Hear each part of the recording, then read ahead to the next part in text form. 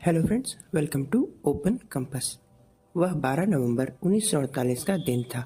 Tokyo शहर के बाहरी इलाके में बने एक बड़ी कोर्ट में टोक्यो ट्रायल चल रहा था। सेकेंड वर्ल्ड वॉर में जापान की हार के बाद उस समय के प्रधानमंत्री हिदेकी तोजो और अन्य 55 जापानी वार क्रिमिनल के तौर पर अदालत के कटघरे में खड़े थे। यदि दोषी साबित होते तो सज़ा केवल एक थी, मौत। दुनिया के 11 अंतर्राष्ट्रीय न्यायालय के न्यायाधीश एक एक कर उन्हें दोषी होने का फैसला सुना रहे थे। तभी अचानक एक आवाज़ आई, ये निर्दोष हैं। पूरा न्यायालय स्तब्ध रह गया कि यह अकेला असहमति जताने वाला व्यक्ति आखिर था कौन।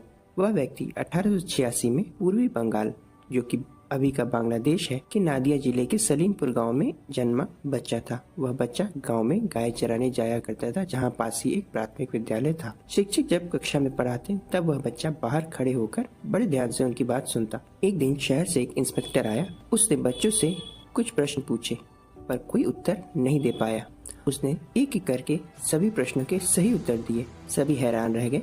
निरीक्षक ने तुरंत उसे स्कूल में एडमिशन दिलाया और उसे स्कॉलरशिप दी। उसने अपने जिले में पहला स्थान प्राप्त किया और प्रेसिडेंसी कॉलेज कलकत्ता में प्रवेश लिया। मैथ्स में एमएससी करने के बाद उसने कलकत्ता विश्वविद्यालय से लॉ की पढ़ाई की और डॉक्टरेट की उपाधि प्राप्त की। अब लौटते हैं उसी टोक्यो के कोर्ट रूम में, जहां उसने अपने डिटेल्ड और रीजनेबल आर्ग्यूमेंट में कहा कि मित्र राष्ट्रों ने स्वयं अंतर्राष्ट्रीय कानूनों के सिद्धांतों, संयम और निष्पक्षता का उल्लंघन किया है। उन्होंने यह भी कहा कि जापान ने आत्मसमर्पण यानी सरेंडर के संकेत दिए थे, जिन्हें नजरअंदाज कर मित्र राष्ट्रों ने हिरोशिमा और नागासाकी पर परमाणु बम गिराए, जिससे लाखों जापानी नागरिकों की मृत्यु हुई।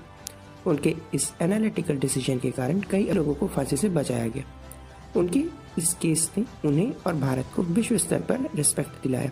1966 में जापान के सम्राट हिरोहितो ने उन्हें order of the sacred treasure first class से सम्मानित किया। उनकी प्रतिमा आज भी टोक्यो की सुप्रीम कोर्ट में लगी है। याकुसुनी टेम्पल में उनके नाम पर एक मेमोरियल है और एक जापानी यूनिवर्सिटी में उनके नाम का रिसर्च सेंटर भी है। क्या आपको उनका नाम पता है? उनका नाम राधा विनोद पाल था, जो कि एक भारतीय जज थे, जिन्हें जापान आज भी याद करता है, लेकिन सैडली भारत में उन्हें काफी कम लोग जानते हैं। ऐसे ही इंटरेस्टिंग स्टोरीज और इंसिडेंट के लिए हमारे चैनल को जरूर सब्सक्राइब करें।